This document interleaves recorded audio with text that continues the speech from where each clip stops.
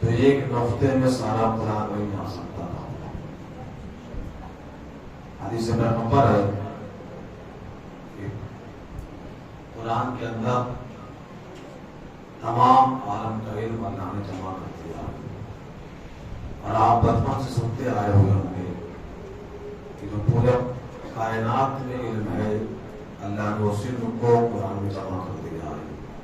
لا رب ولا یابس الا فی کتاب مبین. ہم نے کائنات کے ہر خوش و خر کو اس کتاب میں جمع کر دیا ہے. پوری کائنات کا علم قرآن میں ہے اور قرآن کا سارا علم سورہ الحمد میں ہے, سورہ فاتحہ میں ہے اور سورہ الحمد کی تمام حقیقت بسم اللہ الرحمن الرحیم میں ہے. بسم اللہ الرحمن الرحیم کے تمام راز بسم اللہ میں ہے.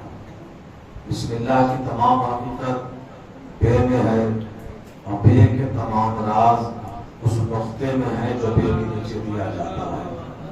اور میرے مولا نے فرمایا میں علی وہ نقطہ ہوں جو بے کے نیچے دیا جاتا ہے. اگر آپ توجہ کریں تو میرے مولا نے یہ نہیں کہا کہ میں بے ہوں, بے نہیں کہا. آواز نے میں وہ نقطہ ہوں جو بے کے نیچے دیا جاتا ہے. نہ بے کو اپنی طرف نسبت دی کہ بے میں ہوں, نہیں, بلکہ بے کا جو نقطہ ہے وہ نقطہ میں ہوں. اس لیے کہ نقطے کے بغیر بے بے نہیں بنتا. نقطے کے بغیر بے محمد ہے. بے کوئی حرف نہیں ہے اگر اس کے نیچے نقطہ نہیں آتا ہے. تو نقطے کے بغیر حرف نہیں بن سکتا ہے. حرفوں کے بغیر لفظ نہیں بن سکتا ہے. لفظوں کے بغیر جملہ نہیں بنتا ہے. جملے کے بغیر کلام نامکمل ہے. کلام کے بغیر کتاب نہیں بنتی ہے. کتاب کے بغیر شریعت نہیں بنتی ہے. شریعت نہ ہو تو نبیوں کے آنے کا کوئی مقصد نہیں رہتا ہے. یعنی اگر آپ غور کریں تو میرے مولا نے کہا میں وہ نقطہ ہوں جو بے کے نیچے دیا جاتا ہے. کیوں؟ اس لیے کہ نقطے کے بغیر حرفوں کا وجود نہیں ہے. حرفوں کے ملنے کے بغیر لفظ نہیں بنتا.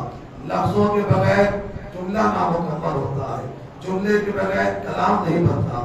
کلام کے بغیر کتاب نہیں بنتی. کتاب کے بغیر شریعت نہیں ہوتی. اور شریعت نہ ہو تو پھر نبیوں کے آنے کا مقصد کوئی نہیں رہ جاتا. یعنی دیکھنے میں ایک نقطہ ہے, اصل میں پوری شریعت ہے. دیکھنے میں ایک نقطہ ہے, اصل میں پورا علم ہے.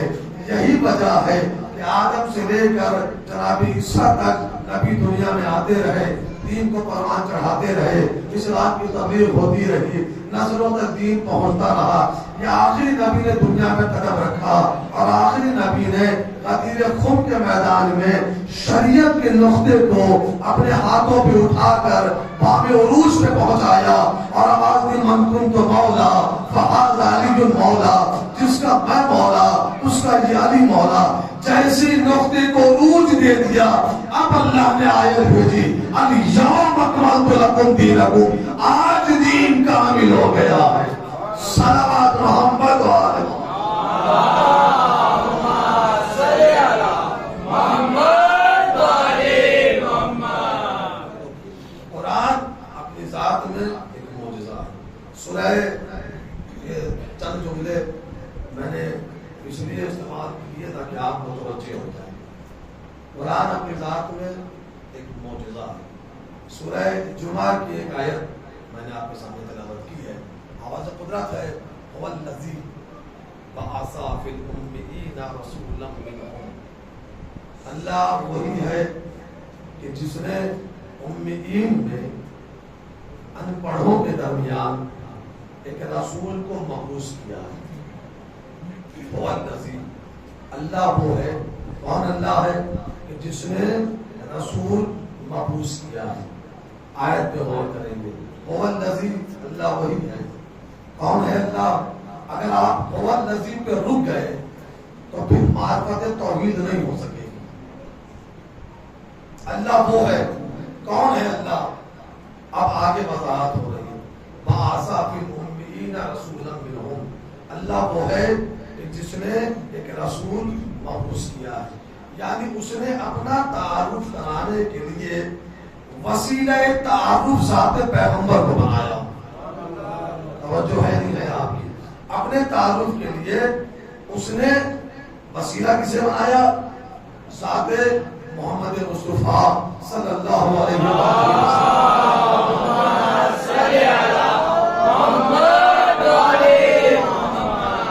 ذکر اپنا کیا اور تعریف کس کی؟ ذات پیغمبر کی. وہ اللہ ہے. کون ہے اللہ؟ جس نے رسول کو مبعوث کیا ہے. یعنی اس نے اپنا تعارف کرانے کے لیے وسیلہ بنایا ذات پیغمبر کو. یعنی جب اس کی معرفت بغیر میرے نبی کے وسیلے کے نہیں ہو سکتی تو ہماری رسائی اس تک بغیر محمد کے وسیلے کے نہیں ہو سکتی ہے. جب اللہ اپنا تعارف اپنی پہچان اس ذکر کے ذریعے کرا رہا ہے کہ اللہ وہ ہے کہ جس نے امیین میں ان پڑھوں کے درمیان ایک رسول مبعوث کیا ہے. اب یہ بات تو ہو گئی کہ اللہ نے رسول مبعوث کیا ہے. اب اس سوال یہ ہے کہ خدا کوئی بھی عمل کوئی بھی کام بغیر مقصد کے نہیں کرتا. جب ہم اور آپ گناہگار بندے کوئی بھی کام کرنے کے لیے ہم اس کے لیے کوئی نہ کوئی مقصد ہونا ضروری ہوتا ہے. آپ کا ہر عمل کے پیچھے کوئی نہ کوئی مقصد ضرور ہوتا ہے. تو اللہ نے رسول کو دنیا میں مبعوث کیا ہے. تو مقصد کیا ہے؟ قرآن اس مقصد کی ترجمانی کر رہا ہے کہ رسول کے دنیا میں آنے کا مقصد کیا ہے. آگے وضاحت کی یتلو علیہم آیاتہ.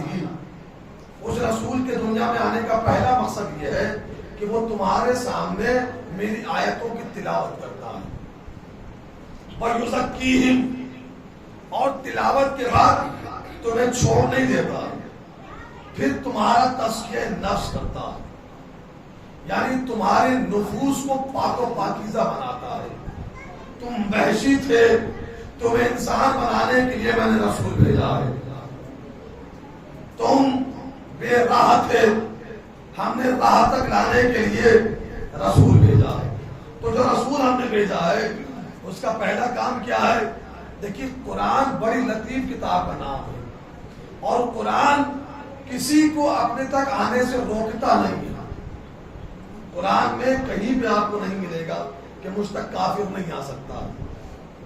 اس لیے بھی چونکہ قرآن کو جس نے نازل کیا ہے وہ صرف مسلمانوں کا رب نہیں ہے, وہ صرف کلمہ گو کا اللہ نہیں ہے, بلکہ اس کی شان یہ ہے کہ وہ رب العالمین ہے, وہ عالمین کا رب ہے.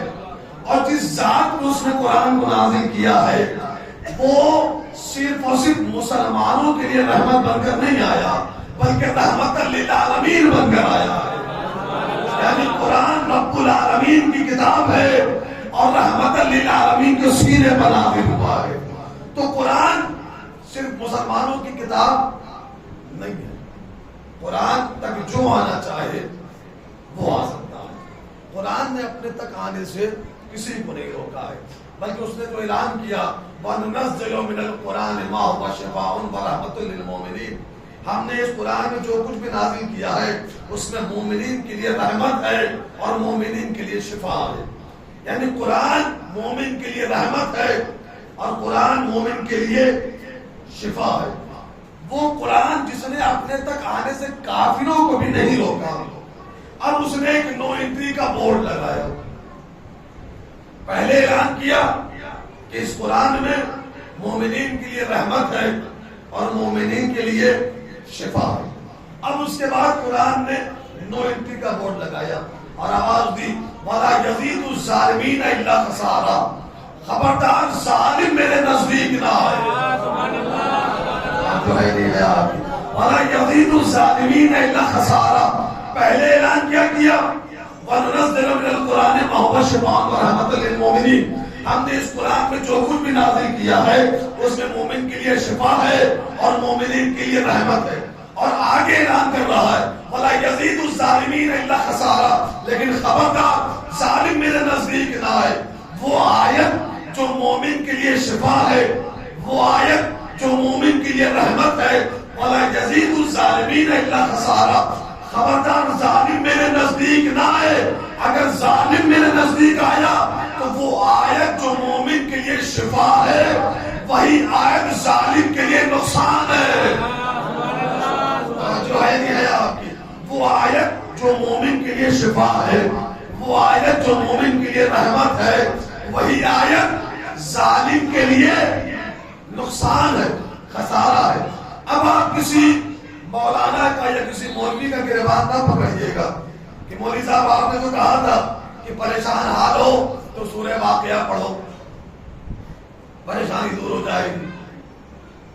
رزق میں تنگی ہو رہی ہے، مقاصد پا نہیں پا رہے ہو تو روزانہ نماز فجر کے بعد سورہ یاسین کی تلاوت کر لو، پریشانی دور ہو جائے گی. 40 سال ہو گئے سورہ واقعہ پڑھتے پڑھتے پریشانی ختم ہو گئی، جانے کا نام نہیں لے رہی ہے. قرآن کی آیت پہ شک نہ کرو، اپنا دامن چیک کرو. کیجیے گا خدا کے لیے، قرآن کی آیتوں پہ شک نہ کیجیے، اپنا دامن چیک کیجیے. اس لیے کہ قرآن نے بالکل اعلان کیا وَلَا يَزِيدُ الظَّالِمِينَ إِلَّا خَسَارًا. ظالم میرے نزدیک نہ آئے ورنہ نقصان اٹھائے گا. سورہ واقعہ ضرور فائدہ دے گا اگر دامن پہ ظلم کا دھبا نہیں ہوگا. صلوات محمد و آل محمد.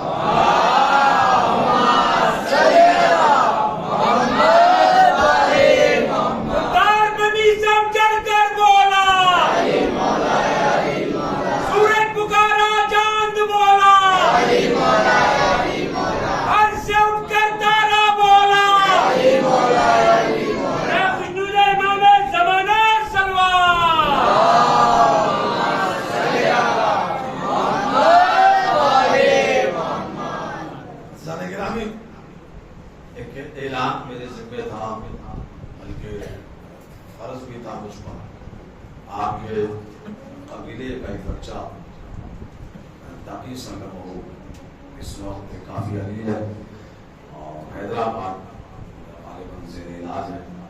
آپ ہمیں سے گزارش ہے کہ آپ اٹھا کر اس ذکر کے صدقے میں پروردگار عالم اس بچے کو جلد از جلد شفا کامل و عاجل عطا فرمائے. پوری دنیا میں شہر حیدرآباد جہاں بھی ہیں اور جو بھی جس بھی مرض میں مبتلا ہے، سید سجاد کے صدقے میں، ذکر محمد والے محمد کے صدقے میں پروردگار عالم تمام مریضوں کو شفا کامل و عاجل عطا فرمائے. مل جل کر برترین ثواب پڑھے محمد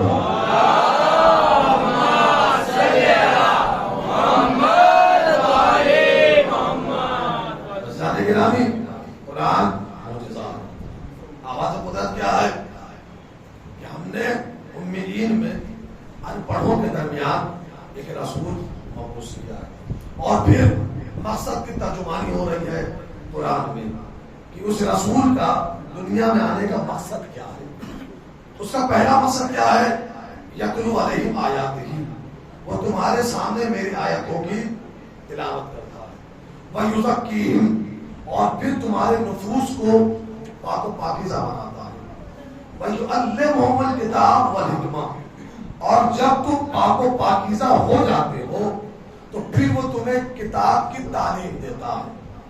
یعنی جس کتاب کی تلاوت کر چکا ہے، تمہیں پاک بنانے کے بعد، تمہارے نفوس کا تزکیہ کرنے کے بعد، اب تمہیں اسی قرآن کی تعلیم دے گا. متوجہ ہیں آپ؟ یعنی پہلی ذمہ داری اس پیغمبر کی کیا ہے کہ وہ تلاوت آیات کرے گا، یعنی آیتیں پڑھ پڑھ کر سنائے گا. دوسری ذمہ داری تزکیہ نفس کی ہے کہ وہ تمہارے نفوس کو پاک کرے گا.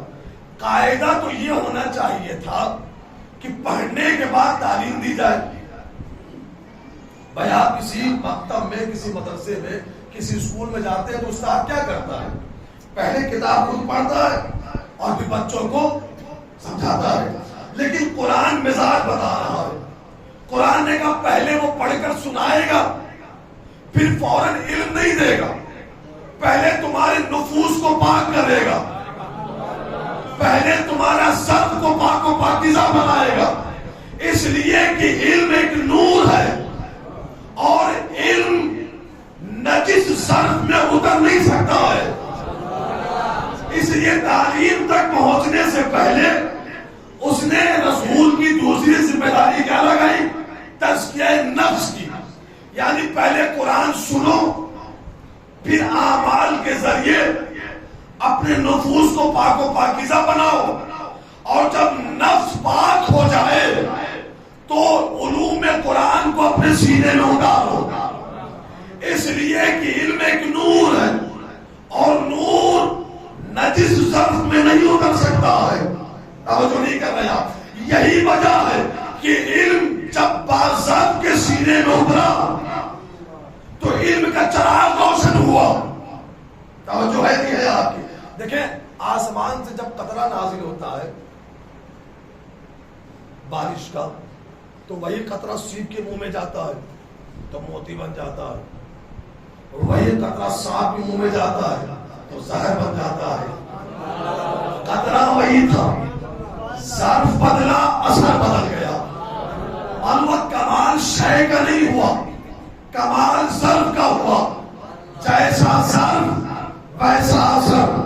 سیب کے منہ میں گیا تو موتی بن گیا، سانپ کے منہ میں آیا تو زہر بن گیا. علم ایک نور ہے، باظرف کے سینے میں اترا تو کہیں خمینی بنا، کہیں خامنائی بنا، کہیں سیسانی بن گیا. اور یہی علم کم ظرف کے سینے میں اتر گیا تو پھر کہیں ابو حنیفہ بن گیا، کہیں ڈاکٹر ذاکر نائک بن گیا. چونکہ ظرف پاک نہیں تھا اس لیے علم فائدہ نہیں پہنچا سکے گا. علم سے فائدہ حاصل کرنے کے لیے ظرف کا پاک ہونا ضروری ہے. اگر ظرف پاک ہوگا تو علم روشنی پیدا کرے گا، علم کفر کے اندھیروں سے نکال پھینکے گا. لیکن اگر ظرف نجس ہوگا تو وہی علم تمہیں تاریکی تک بھی لے جائے گا. شیطان کے پاس علم کی کمی نہیں تھی، ظرف تنگ تھا. اور اتنا بڑا عالم تھا شیطان ابلیس کہ روایتیں گواہ ہے، کتابیں گواہ ہے کہ اللہ نے اسے فرشتوں کی صف میں کھڑا کر دیا تھا اور فرشتوں کا استاد ہو گیا تھا. کون؟ ابلیس. کس کا استاد تھا؟ فرشتوں کا استاد ہو گیا تھا. تو علم کی کمی نہیں تھی اس کے پاس، ظرف پاک نہیں تھا. چونکہ ظرف پاک نہیں تھا اسی لیے اسی علم کی بنیاد پر حجت سے ٹکرا گیا. چونکہ ظرف پاک نہیں تھا اسی لیے اس علم کو سہارا بنا کر حجت خدا سے ٹکرا گیا. ادھر خدا کی حجت سے ٹکرایا، علم چکناچور ہو گیا اور خدا نے کہا نکل جا میری بارگاہ سے، تو مردود ہو گیا ہے. اس لیے کہ مجھے عبادت نہیں اطاعت چاہیے ہے. مجھے عبادت نہ دکھاؤ، مجھے اطاعت چاہیے. نماز اطاعت خدا کا نام ہے، روزہ اطاعت خدا کا نام ہے، حج اطاعت خدا کا نام ہے. بھائی مغرب کی 3 رکعت ہے، 3 رکعت آپ پڑھیں، یہ اطاعت خدا بندی ہے.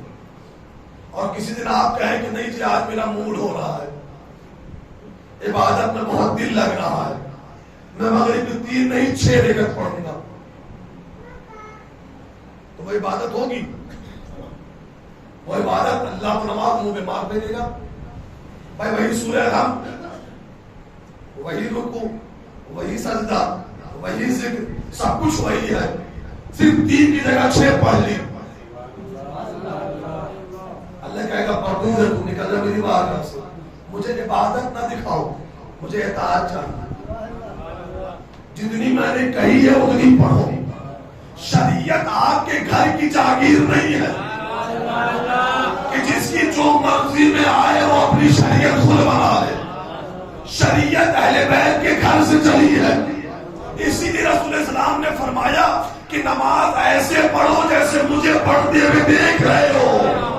اپنی مرضی سے نماز نہ پڑھو. جیسے میں نے قیام کیا ویسے قیام کرو، جیسے میں نے رکوع کیا ویسے رکوع کرو، جیسے میں نے سجدہ کیا ویسے سجدہ کرو۔ اپنی مرضی کے نام کا نام شریعت اور اسلام نہیں ہے، بلکہ شریعت یہ ہے کہ رسول اللہ جو دے دیں اسے لے لو۔ اور قرآن کا اعلان بھی ہے وَمَا آتَاكُمُ الرَّسُولُ فَخُذُوهُ وَمَا نَهَاكُمْ عَنْهُ فَانْتَهُوا، جو رسول تمہیں دے دے اسے لے لو، اور جس سے پیغمبر روک دے اسے رک جاؤ۔ دیکھیں دیکھنے میں یہ ایک آیت ہے، دیکھنے میں یہ آیت ہے وَمَا آتَاكُمُ الرَّسُولُ فَخُذُوهُ وَمَا نَهَاكُمْ عَنْهُ فَانْتَهُوا وَاتَّقُوا اللَّهَ إِنَّ اللَّهَ شَدِيدُ الْعِقَابِ۔ دیکھنے میں یہ آیت ہے لیکن اصل میں پوری شریعت ہے۔ دیکھنے میں آیت ہے، ترجمہ آپ نے اللہ نے فرمایا کہ جو رسول تمہیں دے دے اسے لے لو، جس سے روک دے اس سے رک جاؤ، اسی کا نام شریعت ہے۔ شریعت اس کے آگے کوئی چیز نہیں ہے۔ بھائی نماز ہم جو پڑھ رہے ہیں وہ کیوں پڑھ رہے ہیں؟ مغرب کی 3 رکعت ہم کیوں پڑھ رہے ہیں؟ پورے قرآن میں کہیں پہ نہیں ہے کہ مغرب کی 3 رکعت پڑھو، پورے قرآن میں کہیں نہیں ہے کہ ظہر کی نماز آہستہ سے پڑھو، مغرب کے بلند آواز سے پڑھو۔ ہم کیوں پڑھ رہے ہیں؟ چونکہ رسول نے اسی طرح پڑھی ہے۔ جو ہے نہیں ہے آپ روزہ جو شرائط کے ساتھ ہے، کیوں ہم کر رہے ہیں؟ چونکہ رسول نے اسی طرح روزہ رکھا ہے۔ طواف جو خانے کعبہ کا کر رہے ہیں وہ اس انداز میں کیوں کر رہے ہیں؟ چونکہ اسی انداز سے رسول نے طواف کیا ہے۔ یعنی رسول جو کر رہے ہیں تم اس کی نقل اتارتے جاؤ، عبادت ہوتی جائے گی۔ جو رسول انجام دے رہے ہیں، یعنی جو رسول اللہ انجام دے ہم وہ انجام دے دیں تو وہ کیا ہے؟ دین۔ وہ کیا ہے؟ شریعت۔ وہ کیا ہے؟ اسلام۔ یعنی جیسے رسول کھڑے تھے ہم ویسے کھڑے ہو گئے، قیام ہو گیا۔ جس طرح رسول جھکے ویسے ہم جھک گئے، رکوع ہو گیا۔ جس طرح پیغمبر نے اپنی جبین کو زمین سے مس کیا اس انداز میں ہم سجدے میں چلے گئے، سجدہ ہو گیا۔ یعنی جو رسول کر رہے ہیں ہم اس کی نقل اتارتے گئے، بلکہ ہم اس کی شبیہ بنتے گئے۔ شاید میرے لفظ پہ غور نہیں کیا آپ نے، جیسے رسول نے کیا ہم ویسی شبیہ بنتے گئے، عبادت ہوتی گئی۔ یعنی شبیہ بننا عبادت ہے۔ جو ہے آپ کی شبیہ بننا، اگر شبیہ بننا اور بنانا بدعت ہے تو پھر ہماری نماز خطرے میں آ جائے گی۔ اس لیے کہ ہم جو نماز، بالکل پریشان نہ ہوئیے گا سرکار، جو پڑھ رہا ہوں اس کا ذمہ دار میں ہی رہوں گا۔ ایک بار تری سوال پڑھے محمد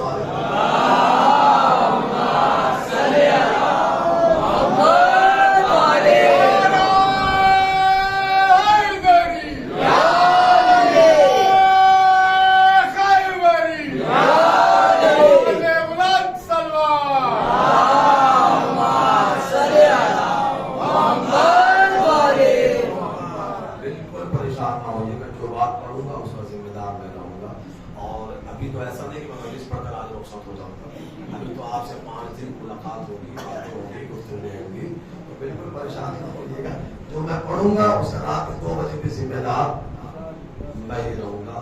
اور یہاں اگر کسی کے بات سمجھ میں نہ آئے تو میں ممبر سے مائک سے اعلان کر رہا ہوں کہ بلا تکلف ایک بھائی کے ناطے، ایک بیٹے کے ناطے بیٹھک میں روم میں آئیے گا، انشاءاللہ اس بات کو آگے اور وضاحت کرتا چلوں گا۔ تو جو رسول تمہیں دے دے، دیکھیں ہر چیز کے لیے ایک امتحان ہوتا ہے، خطیب کا بھی امتحان ہوتا ہے، سامع کا بھی امتحان ہوتا ہے، اور ہوشیار کسان وہ ہوتا ہے کہ جو پہلے زمین کو چیک کرتا ہے کہ زمین کس شے کے لیے زرخیز ہے۔ اور جو اگر آپ راجستھان میں سیب اگانا چاہیں تو دانہ بیکار ہو جائے گا، اچھا سیب کشمیر میں اچھے سے پروان چڑھ جائے گا۔ تو آج میں آپ کا بھی امتحان لے لوں اور آپ مجھ سے بھی نزدیک ہو جائیں، تاکہ آہستہ آہستہ روش ادراک پر ہم رات مل کر سفر کرتے رہیں اور انشاءاللہ آخری گفتگو تک اسی نتیجے تک ہم پہنچے. گفتگو نتیجے کے لیے بہت ضروری ہے. تو جو رسول تمہیں دے دے اسے تم لے لو. تو جو بھی ہم عبادتیں انجام دے رہے ہیں وہ کیوں اس انداز میں جس انداز میں رسول نے انجام دیا ہے. کیوں؟ اس لیے کہ یہ وہ رسول ہے کہ جس کے ہر حصے پر وحی کا پہرا ہے. ہر حصے پر. اس سے پہلے جتنے بھی پیغمبر دنیا میں آئے ہیں اتنا ہارڈ پروٹوکول اللہ نے کسی نبی کو نہیں دیا ہے جتنا پروٹوکول اللہ نے میرے نبی کو دیا ہے. قرآن پڑھیے گا جتنا پروٹوکول اس کے بدن کے ہر حصے پر اس کا قبضہ ہے. میرے نبی کے جسم کے ہر حصے پر. اس کی آنکھیں اس کے قبضے میں, اس کے ہاتھ پر اس کا قبضہ ہے, اس کے دل پر اس کا قبضہ ہے, اس کے قدموں پر اس کا قبضہ ہے. اپنی طرف سے بات نہیں کر رہا ہوں. قرآن پڑھیے گا سورہ یونس آواز دے رہا ہے. آپ جا کر قرآن پڑھ لیجیے گا سورہ یونس. کیا میرے نبی قل ما یکون لی ان ابدلہ من تلقاء نفسی ان اتبع الا ما یوحی الی. اے میرے نبی آپ ان سے کہہ دیجئے میں وحی کرتا ہوں جو وحی ہوتی ہے. میں وحی کرتا ہوں جو وحی ہوتی ہے. اور آگے بڑھیے سورہ فتح. بسم اللہ الرحمن الرحیم. ان الذین یبایعونک انما یبایعون اللہ ید اللہ فوق ایدیہم. اے میرے پیغمبر انہوں نے جو تیرے ہاتھوں پر بیعت کی ہے یہ تمہارا ہاتھ نہیں میرا ہاتھ ہے. سورہ فتح. اور آگے بڑھیے سورہ انفال. بسم اللہ الرحمن الرحیم. وما رمیت اذ رمیت ولکن اللہ رمی. اے میرے پیغمبر یہ جو ابھی آپ نے پتھر مارے ہیں یہ جو کنکڑ مارے ہیں یہ پتھر آپ نے نہیں میں نے مارے ہیں. اور آگے بڑھیے سورہ تکویر. بسم اللہ الرحمن الرحیم. وما تشاءون الا ان یشاء اللہ رب العالمین. تم تو چاہتے ہی نہیں ہو وہی چاہتے ہو جو میں چاہتا ہوں. اور آگے بڑھیے سورہ نجم. بسم اللہ الرحمن الرحیم. ما ینطق عن الهوى ان هو الا وحی یوحی. اے میرے نبی آپ وہی بولتے ہیں جو وحی ہوتی ہے. میں نے آیتیں پڑھی ہیں آپ متوجہ ہوئے کہ نہیں. سورہ یونس میں وحی کرتا ہوں جو وحی ہوتی ہے. سورہ فتح تمہارا ہاتھ نہیں میرا ہاتھ ہے. سورہ انفال تمہارا کام نہیں میرا کام ہے. سورہ تکویر تمہاری چاہت نہیں میری چاہت ہے. سورہ نجم تمہارا بیان نہیں میرا بیان ہے. پورا قرآن پڑھ لیجئے. اللہ نے یہ پروٹوکول کسی نبی کو نہیں دیا ہے. پورے قرآن میں کہیں نہیں کہا آدم کا ہاتھ میرا ہاتھ ہے, نوح کی آنکھیں میری آنکھیں ہیں, موسیٰ کی زبان میری زبان ہے. موسیٰ کلیم اللہ ہے لسان اللہ نہیں. جو ہے نہیں آپ کے جناب موسیٰ کلیم اللہ ہے لسان اللہ نہیں ہے. تو یہ پروٹوکول اس نے کسی نبی کو نہیں دیا ہے. کبھی نہیں کہا آدم کا ہاتھ میرا ہاتھ ہے, نوح کی آنکھیں میری آنکھیں ہیں, موسیٰ کی زبان میری زبان ہے. یہ پروٹوکول اللہ نے صرف اور صرف میرے نبی کو دیا ہے. یعنی اللہ نے اصول یہ بنایا اے میرے محبوب, اے میرے طہا, اے میرے یاسین, ہاتھ تمہارا ہوگا حرکت میری ہوگی, دل تمہارا ہوگا چاہت میری ہوگی, زبان تمہاری ہوگی بیان میرا ہوگا, نام تمہارا ہوگا کام میرا ہوگا. معبود آئیے اس سے سوال کرے کہ معبود اس سے پہلے جو پیغمبر آئے ان پہ اتنا پہرا کبھی نہیں بٹھایا, اس پہ اتنا پہرا بٹھایا. اس کے ہاتھوں پہ پہرا, اس کی آنکھوں پہ پہرا, اس کی زبان پہ پہرا, اس کے دل پہ پہرا. توجہ ہے نہیں ہے. اس کے ہاتھوں پہ پہرا, اس کی آنکھوں پہ پہرا, اس کے دل پہ پہرا, اس کی زبان پہ پہرا. اتنا پہرا بٹھایا کیوں ہے؟ اس کے ہاتھوں پہ قبضہ, اس کی آنکھوں پہ قبضہ, اس کے دل پہ قبضہ, اس کے ہاتھوں پہ قبضہ. اگر نہیں آواز قدرت آئی تم سمجھے نہیں. ایک وقت آئے گا میرا یہ حبیب ایک میدان میں اپنے حبیب کو اسی ہاتھوں سے اٹھائے گا. جو ہے نہیں ہے آپ کی, میرا حبیب اپنے حبیب کو اسی ہاتھوں سے اٹھائے گا, اسی زبان سے بولے گا من کنت مولا فہذا لی المولا. جس کا میں مولا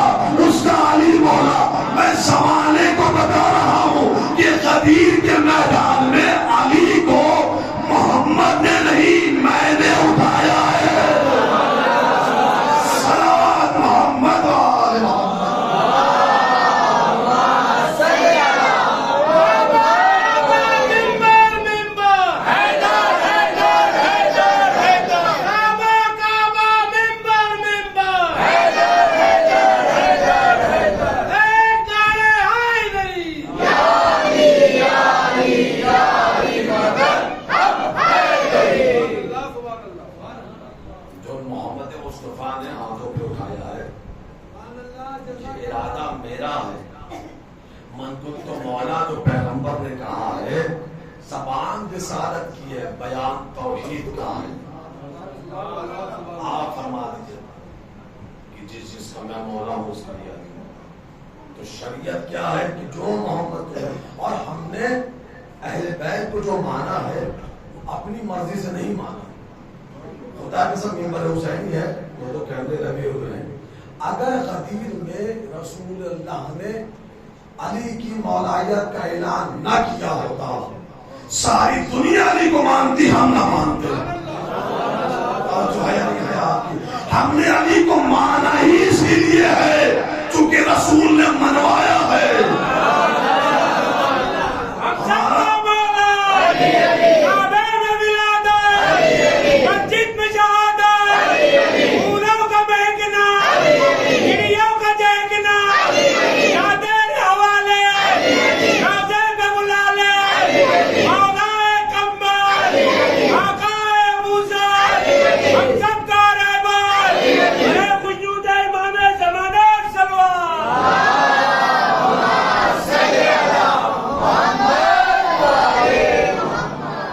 جسے بھی مانا ہے ہمارا محور مرکز ذات رسالت ہے, ہمارا مرکز ذات پیغمبر ہے. اپنی مرضی سے یا اپنی محبت میں کسی کو نہیں مانا ہے. اگر علی کو مانا تو رسول اللہ کی وجہ سے, فاطمہ کو مانا تو رسول اللہ کی وجہ سے, حسن کو مانا تو رسول اللہ کی وجہ سے, حسین کو مانا تو رسول اللہ کی وجہ سے. چونکہ رسول نے فرمایا تھا انا من الحسین, میں حسین سے ہوں, اس لیے ہم نے مانا ہے. چونکہ سرکار نے فرمایا تھا حسین منی وانا من الحسین, حسین مجھ سے ہے, میں حسین سے. بھری ہوئی تھی مسجد نبوی اور کائنات کے رسول منبر پہ خطبہ دے رہا تھا اور صحابہ کرام کا مجمع تھا. یا خطبہ دیتے دیتے اچانک در مسجد پہ رسول اللہ کے نواسے فاطمہ کے بیٹے حسین نمودار ہوئے, صفوں سے گزرتے ہوئے نانا کی طرف بڑھنے لگے. کیا اللہ کا ارادہ کیا تھا؟ قدم الجھا, حسین گرنے لگے. رسول نے, کائنات کے رسول نے, سلطان انبیاء نے, نبیوں کے سردار نے, صدر مملکت کائنات نے, مقصد تخلیق کائنات نے, جس کے صدقے میں کائنات خلق ہوئی, جو تمام نبیوں کا بھی نبی ہے, جو تمام رسولوں کا بھی رسول ہے. سلطان انبیاء نے حسین کو جھکتے ہوئے دیکھا. کائنات کے سلطان نے منبر بھی چھوڑا, خطبہ بھی روکا. جو ہے آپ کی, سلطان انبیاء نے خطبہ بھی روکا, منبر بھی چھوڑا, آگے بڑھے, حسین کو گود میں اٹھایا, لے کر آئے, منبر پہ خود بھی بیٹھے, زانو پہ حسین کو بٹھایا. میں نے کہا یا رسول اللہ, نواسے سے کس قدر کی محبت ہے کہ آپ نے حسین کو گرنے نہیں دیا. عجب نہیں, رسول کی آواز ہے, چاہے تم نے قرآن کو نہیں پڑھا ہے, وما محمد الا رسول, میں کچھ نہیں ہوں صرف رسول ہوں. میں نے حسین کو نواسے کی محبت سے نہیں اٹھایا, رسالت نے امامت کو اٹھایا ہے. آپ کی نواسا اور نانا کی محبت میں آگے نہیں بڑھا, رسالت نے امامت کو اٹھایا. اور یہ جو رسول نے فرمایا حسین منی وانا من الحسین, حسین مجھ سے ہے, میں حسین سے ہوں, یہ حدیث بھی سمجھ میں نہ آتی کہ کیوں رسول نے کہا کہ میں حسین سے ہوں. اگر بات پہنچ جائے تو اس جملے کے لیے میرے وہاں پہ ہاتھ مذہب دعا کیجیے گا. رسول نے جو کہا انا من الحسین, میں حسین سے ہوں, یہ سمجھ میں نہ آتی. یہ بات اس دن سمجھ میں آئی جب ولید نے حسین سے بیعت کا سوال کیا. جو ہے آپ کو خدا توجہ کیجیے گا, جب حسین کے سامنے یزید کی بیعت کا سوال کیا گیا تو حسین نے یہی جملہ استعمال کیا, مجھ جیسا, جو ہے آپ کی, مجھ جیسا, تجھ جیسی کی بیعت نہیں کر سکتا. یعنی حسین بتا رہے تھے تم نے حدیث رسول نہیں سنی ہے, حسین منی وانا من الحسین, حسین مجھ سے ہے, میں حسین سے ہوں. میں اس دور کا حسین نہیں, میں اس دور کا محمد ہوں, میں اس دور کا محمد ہوں. اگر میں نے یزید کی بیعت بیعت کر لی. مورخ لکھ دے گا 60 ہجری میں محمد نے یزید کی بیعت کی تھی. جو ہے نہیں آپ کی, چونکہ رسول نے فرمایا انا من الحسین, میں حسین سے ہوں. اگر حسین نے بیعت کر لی ہوتی مطلب رسول نے بیعت کر لی. کیوں؟ اس لیے کہ حسین اسی رسول کی شریعت کو لے کر چلا ہے. عزیزان گرامی, جو رسول تمہیں دے دے اسے لے لو, جس سے روک دے اس سے رک جاؤ. یہی شریعت ہے, یہی دین ہے. نماز وہ لو جو رسول نے دی ہے, روزے کی وہ کیفیت لو جو رسول نے دی ہے, حج کی وہ کیفیت لو جو رسول نے دی ہے. میں ایک جملہ استعمال کر رہا ہوں, خدا آپ کو سلامت رکھے. جس طرح رسول نے نماز دی ہے اس طرح نماز پڑھو. اپنی منطق نماز کے اندر شامل نہ کرو.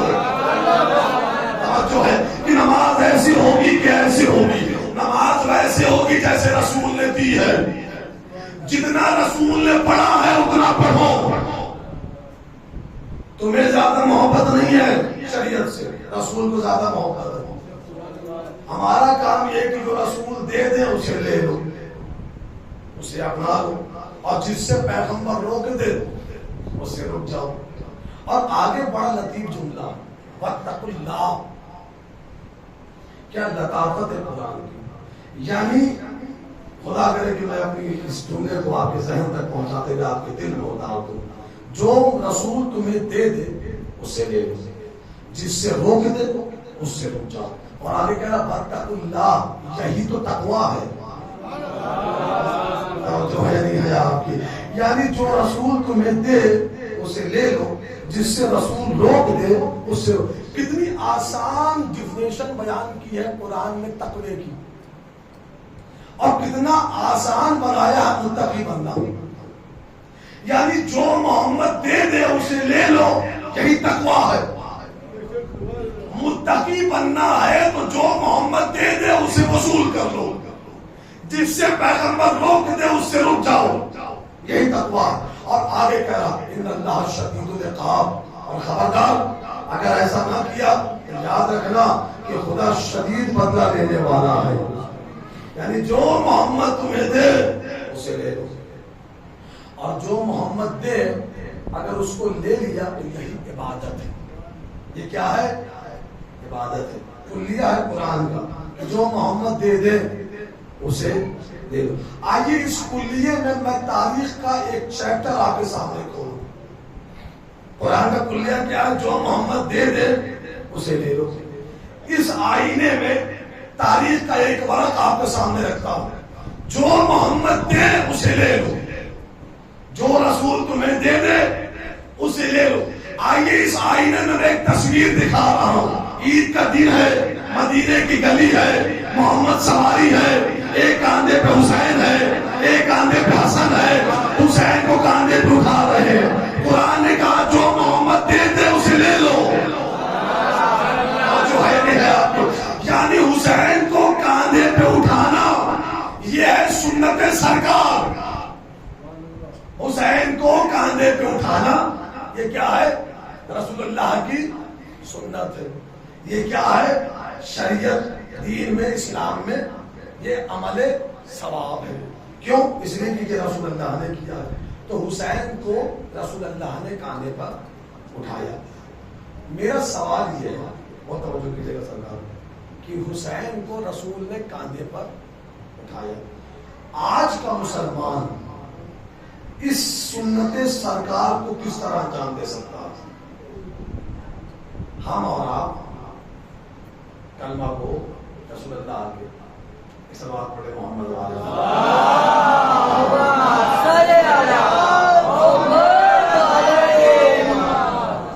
دیکھیے, بچے اپنا کام کرتے رہیں گے اور بچوں کو اپنے کام سے روکیے بھی نہیں, اس لیے کہ 7 سال ان کی بادشاہت کی زندگی ہے.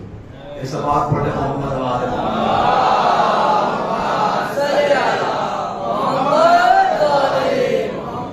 ان کی زندگی 7 سال جو ہے یہ بالکل بادشاہ کی زندگی ہے، یہ اپنی مرضی کے مالک ہیں. اور اسی لیے معصومین نے جو ترتیب دی ہے تربیت کی، وہ 3 ادوار سے گزارتے ہوئے فرمایا تو 1 سے 7 سال تک بچے کی پرورش بادشاہ والی کرو. 1 سے 7 سال تک وہ بادشاہ کی طرح کرو. 7 سے 14 سال غلاموں کی طرح تربیت کرو، اور 14 سے 21 سال وزیر کی طرح پالو. کیا ہے اسلام کو سمجھے. اسلام نے آپ کی زندگی کی کسی روح کو تنہا نہیں چھوڑا ہے. یعنی پہلی تربیت جو اس کی کرو وہ بادشاہت والی، تاکہ اس کے مزاج میں بادشاہت رہے. بادشاہت رہے، کسی کے سامنے جھکے نہیں، کسی کے سامنے سارے تسلیم خم نہ کرو.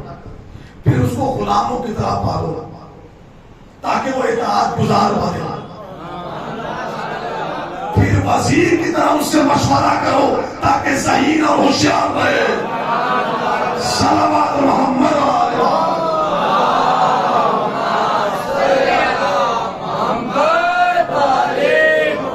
بس گفتگو ختم ہو رہی ہے تو رسول اللہ نے حسین کو کاندھے پر اٹھایا. ہم اور آپ آج کے دور میں سرکار کی سنت کو کیسے انجام دے سکتے ہیں؟ حسین تو ہے نہیں، اور سنت سرکار یہ ہے کہ حسین کو کاندھے پر اٹھایا جائے. تو حسین تو آج کی تاریخ میں ہے. تو اس سنت سرکار کو ہم اور آپ کیسے انجام دیں؟ اس کے لیے بھی اسلام کے پاس ایک کلیہ ہے. اب وہ بات یہ ہے کہ اسلام کا مزاج یہ ہے، اور اسلام یہ حکم دیتا ہے آپ کو کہ اگر تمہیں اصل نہ ملے تو نقل کو اپنا لو، تمہیں اصل کا ثواب ملے گا. اصل نہ ملے تو نقل کو اپنا لو، تمہیں اصل کا ثواب ملے گا. حج پہ جو لوگ جاتے ہیں ان سے کبھی پوچھئے گا کہ آپ حج پہ گئے تھے، حجر اسود کا بوسہ لیا تھا؟ اور اگر وہ کہے کہ نہیں، بہت بھیڑ تھی، رش بہت زیادہ تھا، جب میں غفیر تھا، وہاں تک پہنچ نہ سکتے تھے جو حجر اسود کا بوسہ لیتے، کیونکہ آج کے موسم پہ بہت بھیڑ ہوتی ہے، ہر ایک حجر اسود تک نہیں پہنچ سکتا ہے. آپ ان سے پوچھیں کہ بھائی آپ نے طواف کیا، حج کیا، حجر اسود کا بوسہ نہیں لیا؟ تو کہیں گے جی ایسی بات نہیں ہے، حجر اسود کو ہم نے چوما ہے. میں نے کہا کیسے چوم لیا؟ کہا ہم حجر اسود تک نہیں پہنچ سکتے تھے، بھیڑ زیادہ تھی. پھر آپ نے کیا کیا؟ اپنا ہاتھ، اپنی ہتھیلی حجر اسود کی طرف کی اور پھر اپنے ہاتھ کو چوم لیا. چوما اپنا ہاتھ، نام اعمال میں فرشتوں نے لکھا بوسہ حجر اسود. عجیب مزاج ہے، اپنا ہاتھ چومنا بدعت نہیں ہے. آپ نے اپنا ہاتھ چوما، ہم نے، اور آپ نے اپنا ہاتھ چوما، اور فرشتوں نے کیا لکھا نام اعمال میں؟ بوسہ حجر اسود. ان کا آپ سمجھے نہیں، ہم نے اپنا ہاتھ نہیں چوما، چونکہ یہ ہاتھ تھوڑی دیر کے لیے اسے نسبت دی حجر اسود سے. ہم نے اپنی ہتھیلی نہیں چوما، اس نسبت کو چوما ہے جو نسبت حجر اسود کی طرف ہے. معلوم ہے اسلام شے کا قائل نہیں ہے، اسلام نسبت کا قائل ہے. توجہ ہے نہیں ہے آپ کی؟ میں نے 2 تصویر آپ کو دکھائی ہے. ایک تصویر یہ ہے کہ جو سرکار کرے وہ کرو. تو سرکار نے حسین کو کاندھے پہ اٹھایا. آج حسین دنیا میں نہیں ہے، اس سنت کو ہم اور آپ انجام کیسے دیں؟ تو اسلام نے دوسرا آپ کو کلیہ یہ دیا کہ اصل نہ ملے تو نقل کو اپنا لو، تمہیں اصل کا ثواب ملے گا. آج حسین نہیں ہے، حسین کا تعزیہ ہے. کاندھے پہ اٹھاتے جاؤ، سنت انجام دیتے جاؤ. صلوات محمد و آل محمد.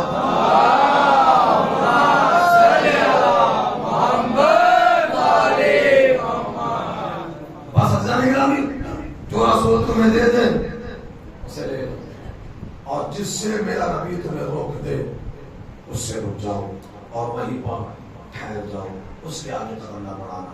ہم نے جس بھی مانا ہے اور جو مانا ہے وہ صرف اور صرف اس لیے مانا ہے جو کہ سرکار نے ہمیں دیا ہے.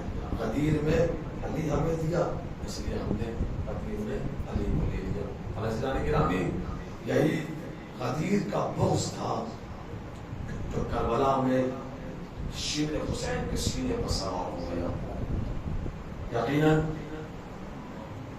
یہ حقیقت ہے کہ مصائب لفظوں کا نام نہیں ہے، مصائب جملے کا نام نہیں ہے، مصائب احساس کا نام ہے.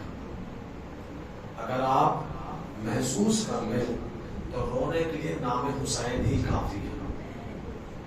خدا نے اس نام میں وہ درد رکھا ہے کہ جس بھی نبی نے جب بھی اس نام کو اپنی زبان سے جاری کیا ہے، نبیوں کا دل بے قرار ہو گیا اور آواز دیے پروردگار آخر اس نام میں کیسا درد ہے کہ جیسے یہ نام ہماری زبان سے جاری ہوا ہے دل بے قرار ہو گیا ہے، آنکھیں برسنے لگی ہیں. میں نے اسی لیے جملہ کہا، آپ سماعت کے حوالے کیا کہ مصائب احساس کا نام ہے، مصائب تصور کا نام ہے. تھوڑی دیر کے لیے اپنے ذہن کو اگر کربلا کی طرف آپ نے رخ کر دیا تو رونے کے لیے ایک ہی جملہ کافی ہوگا. ایران کے بہت بڑے علامہ آیت اللہ مرزائی، بہت بڑے عالم کا نام ہے آیت اللہ مرزائی. مجلس ہو رہی تھی اور آیت اللہ مرزائی کے شاگرد مجلس کو خطاب کر رہے تھے. مجلس ہوتے ہوتے آیت اللہ مرزائی کے شاگرد نے مقتل سے ایک روایت پڑھی اور روایت یہ تھی دخلت زینب علی ابن زیاد، علی کی بیٹی زینب دربار ابن زیاد میں داخل ہو گئی. جیسی شاگرد نے جملہ پڑھا آیت اللہ مرزائی نے ہاتھ سے اشارہ کیا اور اشارہ نے کہا اب اس کے آگے مصائب نہ پڑھنا، مجلس کو تمام کر دو. چونکہ شاگرد تھے اس نے وہی میں مجلس کو تمام کر دی. مجلس ختم ہو گئی. آیت اللہ مرزائی اپنے گھر کو چلے گئے. شاگرد تھے پریشان ہوئے کہ لگتا میں نے کوئی غلط روایت پڑھ دی ہے، لگتا میں نے کوئی غیر مستند جملہ پڑھ دیا ہے، اس لیے آقا نے مجھے آگے پڑھنے سے روک دیا. مجلس ختم ہو گئی، دن گزر گیا. جب رات آئی نا یہ شاگرد آیت اللہ مرزائی کے گھر پہنچے، تک نے بات کیا. خادم نے دروازہ کھولا. شاگرد نے خادم سے پوچھا آقا کہاں ہے؟ آواز دیجیے نہ پوچھو کہاں ہے، بس یہ پوچھو کیسے ہے. آواز بھی کیا ہو گیا؟ کہا جب سے مجلس سے ہو کر آئے ہیں بس اپنے حجرے میں بند ہے اور ایک آواز آتی ہے واہ زینبا واہ حجابا، ہائے زینب ہائے پردہ. شاگرد آیت اللہ مرزائی کے حجرے کے قریب پہنچے. جب نے بات کیا آیت اللہ مرزائی نے دروازہ کھولا، آ گیا. عجیب منظر دیکھا. آیت اللہ کے سر پہ امامہ نہیں ہے، آنکھیں فرات بنی ہوئی ہیں، آنکھوں سے آنسو روا ہے. شاگرد نے ہاتھوں کو جوڑ لیا. آواز دیا تھا آج آپ نے آخری مجلس پڑھنے سے کیوں روک دیا تھا؟ کیا میں نے کوئی غلط روایت پڑھ دی تھی؟ کیا کوئی غیر مستند جملہ میں نے استعمال کر لیا تھا؟ روتے ہوئے آیت اللہ مرزائی نے کہا نہیں، تم نے بالکل مستند جملہ پڑھا، بالکل صحیح روایت پڑھی تھی. پھر آقا آگے پڑھنے سے روک کیوں دیا؟ آواز دی تم اس سے آگے پڑھتے بھی تو کیا پڑھتے، تم نے تو پڑھ دیا.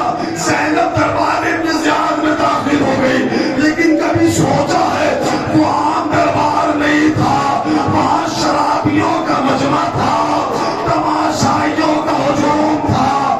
ان تماشائیوں کے مجمع میں یہ آواز دی جا رہی تھی یہ باغی کی بہنیں آ رہی ہے، یہ باغی کا بیٹا آ رہا ہے، یہ باغی کی بیٹی آ رہی ہے، یہ باغی کے سر آ رہے ہیں. جزاک اللہ خیر جزا. خدا کو کسی غم میں ڈبوائے سوائے غم محمد والے محمد کے.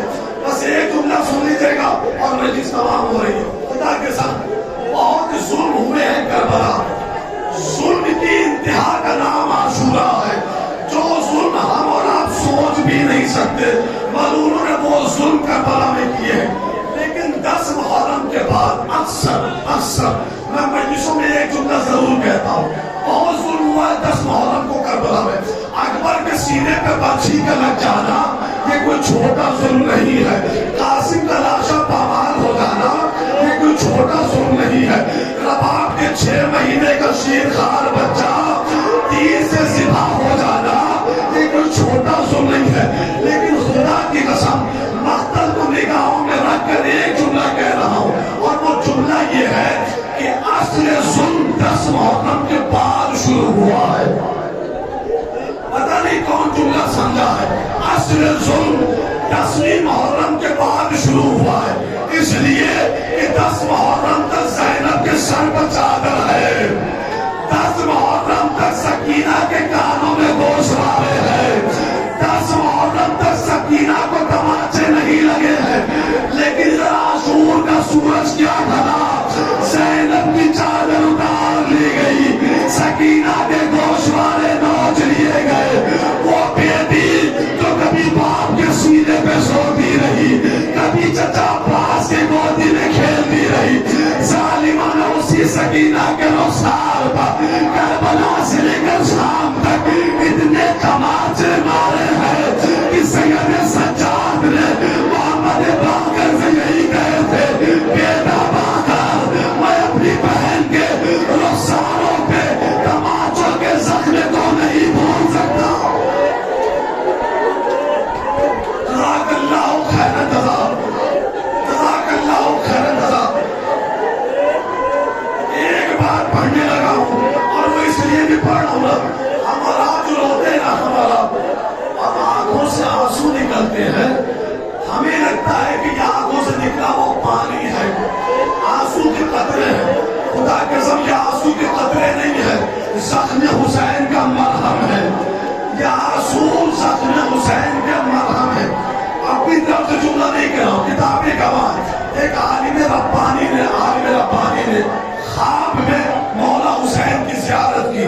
क्या कहने होंगे उन आलिम के जो ख्वाब में हुसैन को देख ले। जैसी हुसैन की ज़ियारत हुई, आलिम दीन कभी आगे बढ़े, कभी दाएं तरफ आए, कभी बाईं तरफ आए, कभी पीछे को जाते हैं। हुसैन ने कहा करना क्या चाहते हो, कभी दाएं आते हो, कभी बाएं आते हो, कभी आगे आते हो, कभी पीछे आते हो। हाथों को जोड़ा, आवाज दी, आका मैं आपके जिस्म के बोझे लेना चाहता हूँ। मेरे मौला मैं आपके जिस्म के बोझे लेना चाहता हूँ, लेकिन मौला जिस्म पर कोई ऐसा हिस्सा नहीं है जहाँ पे किसी तलवार का जख्म नहीं है, जहाँ पे किसी नेज़े का जख्म नहीं है, जहाँ पे किसी तीर का जख्म नहीं है। मौला मैं बोझे लूँ तो कहा क्यों? चूंकि हम तक पैगाम पहुंचाना था मेरे मौला को। आवाज दी, मेरे जाकिर, मेरे शियों को पैगाम देना, जिस अकेले को लाखों मिलकर मारे उसके जिस्म पर कितने जख्म होंगे। जैसे ये जुमला सुना, ख्वाब से बेदार हुए, सारी रात वाह हुसैना वाह गुरबता, सारा दिन वाह गुरबता वाह हुसैना वाह मजलूमा कहते हुए दिन गुजर गया। खुश नसीबी मेराज पे थी उन आलिम दीन की। दूसरी रात आई, रोते रोते आंख लग गई। दूसरे दिन फिर ख्वाब में मौला हुसैन की ज़ियारत हुई, कदमों पे हाथ रखा, हाथों को जोड़ा, आवाज दी, मौला कल जब मैंने आपको देखा था सर का कदम आप जख्मों से चूर थे, आज मैं देख रहा हूँ आपके सारे जख्म मुंतमिल हो गए हैं, सारे जख्म भर गए हैं। मौला जख्म कैसे मुंतमिल हो गए? आवाज दी, जब कहीं मजलिस होती है, जाकिर मेरे मसाए पढ़ता है, मेरी माँ हाथ में रुमाल लिए हुए एक एक अज़ादार की आंख से आंसुओं को लेकर आती है, तुम्हारे आंसुओं को मेरे जख्मों पर लगाती है, मेरे जख्म मुंतमिल हो जाते हैं।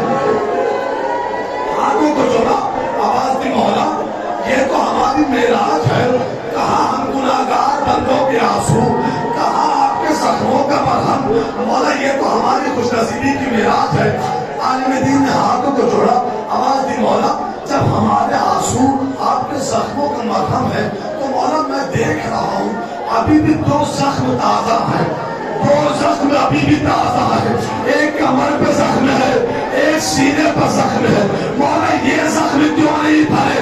आवाज दी, ये जख्म किसी तलवार का नहीं है, ये जख्म किसी नेज़े का नहीं है। फिर मौला जख्म कैसा है? कहा जो कमर पर जख्म देख रहे हो, ये जख्म उस वक्त आया जब मेरे 32 साल के अब्बास थे, जालिमों ने बाजू को कलम दिया, मैंने कमर पे हाथ रखा, अला नहीं कसरा ज़हरी, अब्बास हुसैन की कमर तोड़ गई। मौला सीने पे जख्म कैसा है?